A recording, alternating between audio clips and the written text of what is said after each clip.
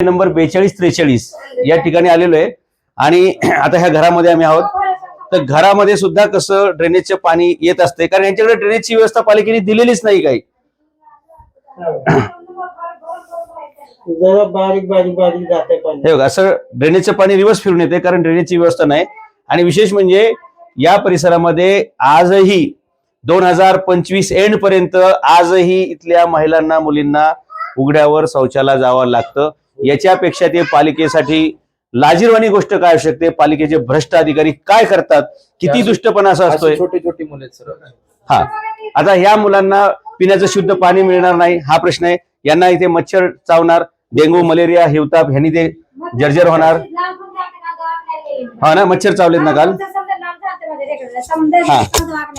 हा, कारण बघा इथे पाण्याची व्यवस्था नाहीये, पाणी येतही नाही प्यायचं, आणि जे आंघोळीचं वगैरे पाणी आहे ते सगळं ड्रेनेजची काहीच व्यवस्था नसल्यामुळे सगळे मच्छर पण आहेत.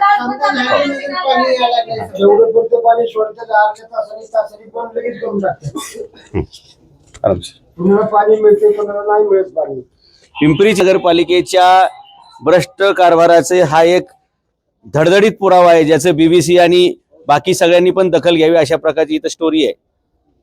की इथे 1997 पासून लोक राहतात, म्हणजे टॅक्स भरतायत, आणि यांना पाणी नाही, लाईट नाही, टॉयलेटची व्यवस्था नाही, ड्रेनेज नाही, अशा सगळ्या परिस्थितीमधून हे सगळे नागरिक जातात. तुम्ही हे सगळे हे बघू शकता. हे बघा, हे ड्रेनेजचं पाणी बाहेर आलेलं बरं का घरातून. हे बघा, महानगरपालिकेचं आरोग्य खातं काय करतंय बघा. ही परिस्थिती प्रत्येक घराची इथे बरं का. खालून ड्रेनेजचं पाणी वर आलेलं आहे. ड्रेनेजची घाण आहे. इकडे पण दाखव, उमरा दिसू द्या, दरवाजा कुठं आहे ते दिसू द्या. हे दरवाजा हा. हे बघा, अशा परिस्थितीत लोक, ही अशी लहान बालकं, महिला, ज्येष्ठ नागरिक, हे ड्रेनेजचं पाणी घराघरातून बाहेर येतंय. पालिकेला हे काही दिसत नाहीये. 1997 पासून दिसत नाहीये. ही आश्चर्याची गोष्ट आहे. 28 वर्ष आम्ही रेंटने राहते. पाठीमागं तुम्ही आमच्या काम सोडवली होती आशा वर्करची. हो, मिळाला का पगार तुम्हाला? आम्हाला मिळालं सर पीसीएमसीला. मागच्या वेळेस आम्ही तुमच्याकडे आलो होतो. हो, तुम्ही आमचं तेवढं मार्गी लावलं तुम्ही. हे सगळ्यांसमोर सांगा ना तुम्ही. हा ना, या तिथे बघा, यांचा एक अनुभव आहे का? मागच्या वेळेस आमच्या थांबा, सगळे कॅमेरा वगैरे इकडे होते, सगळे तुम्ही सगळे इकडे या. म्हणजे तुम्ही नागरिक माझ्याकडे कशामुळे आले ह्याचं नाही आले का सगळे?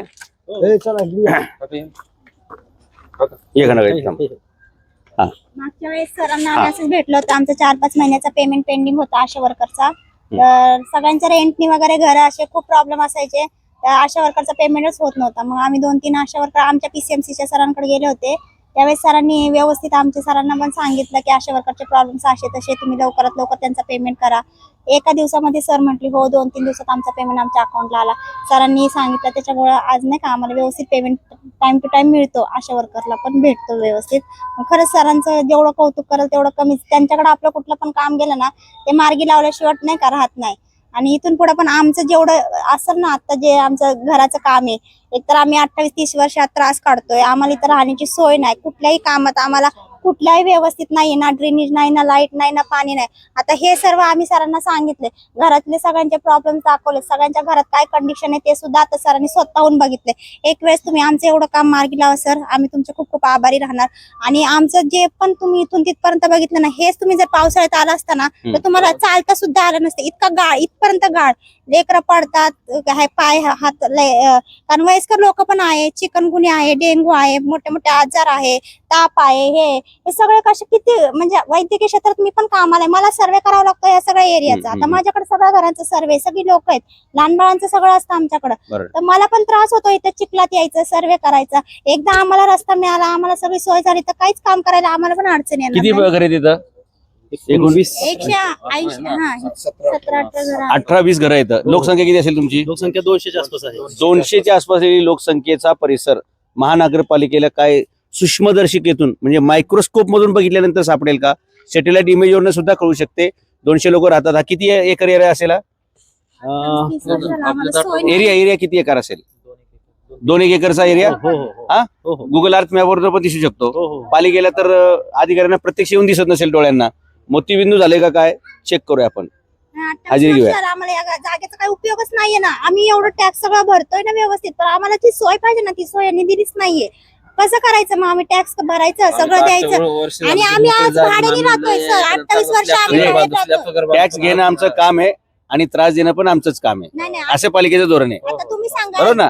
कारण टॅक्सच्या बदल्यात तुम्हाला द्यायला पाहिजे ना. लाईट द्यायला पाहिजे, पाणी द्यायला पाहिजे, ड्रेनेज द्यायला पाहिजे, आता रस्ता द्यायला पाहिजे. काही लोकांची परिस्थिती नाहीये की भाडं घेऊन राहायचं बाहेर. काही लोक इथं राहतात, तसेच राहतात. ज्यांना परवडत नाही, ज्यांना सोय पाहिजे, ते बाहेर जाऊन राहतात 28-30 वर्ष. तेवढं दिवसाचं भाडं आम्ही स्वतःच असून का बाहेर भरायचं? आमचे एवढे पैसे आम्हाला ठीक कोण आहे. देणार मी रिटर्न? आताच आयुक्तांना फोन लावणार आहे. बघा आला का माझा दुसरा फोन? अजून 1 मिनिट. पालिकेनं अतिक्रमण म्हणून पालिकेनं जेसीबी आणून पाडलं होतं. त्याची हा. भिंती पडलेली आहे, दिसते इथं अजून.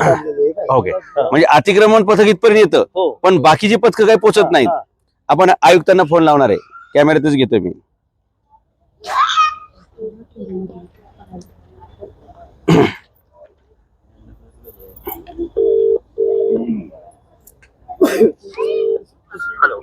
हडीकर साहेब नमस्कार.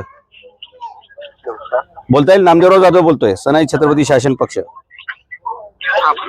सर, आपल्या रावेतमध्ये एक एरिया असा आहे की ज्याच्याकडे 1997 पासून आपल्या पालिकेच्या हद्दीमध्ये ते असून सुद्धा त्यांना रस्ता नाही, लाईट नाही, पाणी नाही, ड्रेनेज नाही, कचऱ्याची व्यवस्था नाही, असे भयानक प्रश्न आहेत. आणि या संदर्भात आपल्याला या नागरिकांना तातडीने न्याय देण्यासाठी उद्या पण आहात का ऑफिसला येऊन भेटायला? नागपुरात आहे आता. बर, पालिकेत कधी आपल्या? आता हा आठवडा कळेल का आता? जी, अधिवेशन असल्याने मी तिथे आहे. ओके. तर तुमचं काय असेल तर मला तुम्ही व्हॉट्सअप करू शकाल निवेदन, किंवा मग कोराटे साहेबांना द्या. हो हो हो, चालेल ना. मी त्यांच्याशी पण बोलतो आणि आपण नागपूरहून आले की तातडीने यांचा प्रश्न आपण जरा घेऊया. कुठला भाग आहे पण हा? रावेत मध्ये बघा, सेक्शन सर्वे नंबर 42-43. आजूबाजूला टोलेजंग इमारती आहेत, पण साहेब म्हणजे मी बघितली परिस्थिती एखाद्या गाव खेड्यात आहे ना साहेब, त्याच्यापेक्षा भयानक परिस्थिती आहे. शेळके वस्ती म्हणतात त्याला. नंबर कॉल कर रहे थे. हॅलो, कोणते? हा बोला ना. हा, तर साहेब एखाद्या ग्रामीण भागात म्हणजे नंदुरबार शेळके वस्ती. शेळके वस्ती रावेत, कुठल्या भागात आहे? आपल्या पिंपरी चिंचवड महापालिकेचा जो रावेत BRTचा रस्ता आहे ना, म्हणजे मुकाई चौक निगडीकडे जाणारा, हो. तिथे सर्वे नंबर 42-43, जवळपास 2 एकर परिसरात हे 20-25 कुटुंब राहतात आणि कुठलीच सुविधा नाही साहेब 1997 पासून. बर. म्हणजे ही बीबीसीला जाऊ शकेल अशी धक्कादायक बातमी आहे. आजच्या दिवशी कचऱ्याची गाडी सुद्धा नाही येत. आज आणि साहेब कचऱ्याची गाडी सुद्धा येत नाही, यांच्याकडे जायला रस्ता सुद्धा नाही. ऐकतो साहेब. आणि त्यांची नोंद आपल्या ह्याच्यात आहे ना? हो साहेब, टॅक्स पालिका 1997 पासून टॅक्स घेते या नागरिकांकडून. अच्छा. आणि मूलभूत सुविधा कुठलीच नाही साहेब. एवढा ज्वलंत प्रश्न इथं आहे. मग त्यांचं एक निवेदन मला पाठवून द्या. हो. इमिडिएटली चेक करायला पाठवतो. Yes sir, yes sir, thank you sir. मग ते काय करतात तिथे? काय अजून शेती करतात का काय करतात? शेती नाही, फक्त नोकरदार वर्ग येतं, घरी येतात छोटी छोटी त्यांची जुने भांड्याची कामं करतात, मोलमजुरीची कामं करणारे सगळे श्रमिक मंडळीच आहेत. ग्रामपंचायत वेळेस आम्ही विकत जागा घेतली, त्याचे 7 बारे आहेत. आणि वोट करतात ते? हो, वोटिंग पण येते सर त्यांचं. अच्छा. ठीक ग्रामपंचायत आहे, मला माहिती पाठवून द्या. Yes sir, okay sir, yes sir, हा हा, ओके, थँक्यू सर, थँक्यू. आहे नाही ताकद आपली? धन्यवाद. कोणता नगरसेवक करतो का सर? हा, दिस इज द पॉवर. आणि हे फक्त ऍक्टिंग नाही, डायरेक्ट फोन लावतो. हो, हो. आता याच्यानंतर आता समजा ते नागपूरच्या अधिवेशनात असणार आहेत, मी लगेच अतिरिक्त आयुक्तांवर तुमची उद्याच मिटिंग लावतोय. आता लगेच फोन लावतोय मी.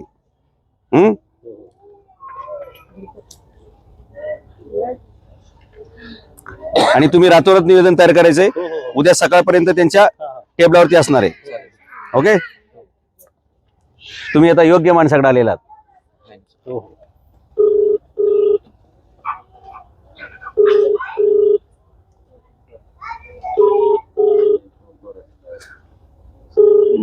रविवार आहे, 6:30 वाजलेले आहेत, तरी आपण पालिकेच्या आयुक्तांशी बोललेलो आहोत. आपण आता पालिकेच्या अतिरिक्त आयुक्तांना फोन लावलेला आहे. हॅलो, बोला. नमस्कार. कोरडे साहेब नमस्कार. एवढ्या उशिरा मी फोन करण्याचं कारण आहे, मी आता हडीकरांशी पण बोललो. बोला ना, बोला. आणि रावेत मध्ये एक एरिया आहे सर्वे नंबर 42-43.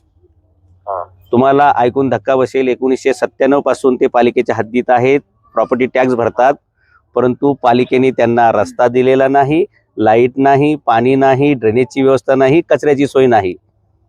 अच्छा. इथं अंगणवाडी पण नाही. बरं. आणि एवढा भयानक प्रश्न आहे. आता हे सगळे नागरिक मला भेटलेत दुपारी, मी त्यांच्या एरियात आलोय, प्रत्यक्ष परिस्थिती पाहिली आहे. आयुक्तांशी मी बोललेलो आहे, ते नागपूरला आहेत आणि तुमच्याकडे लगेच तो विषय वर्ग करायला सांगितलेला आहे. तर आपण किती वाजता उद्या दालनात आपण भेटूया. यांचं निवेदन घेऊन येतो मी तयार करून, म्हणजे तुम्हाला बरोबर सर्वांना ते लाईन अप करता येईल. बघता येईल, संबंधित डिपार्टमेंटला बोलता येईल. हो हो हो हो. किती वाजता घेऊन येऊ सगळ्यांना या शिष्टमंडळ?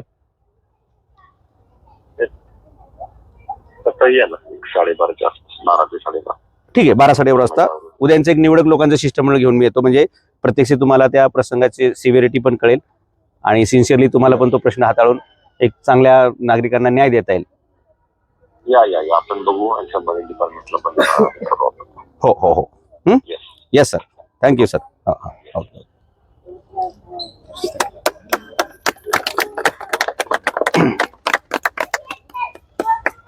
ठीक आहे, उद्या 12 वाजता हो हो पालिकेत ज्यांना ज्यांना शक्य असेल हो, हो. त्यांनी. आता ह्या ताई आणि आमचा जन्मच आहे शिवाजी महाराजांच्या घराण्यातला लोकांचे प्रश्न सोडवण्यासाठी. आम्ही तुमच्याच पाठीमागे.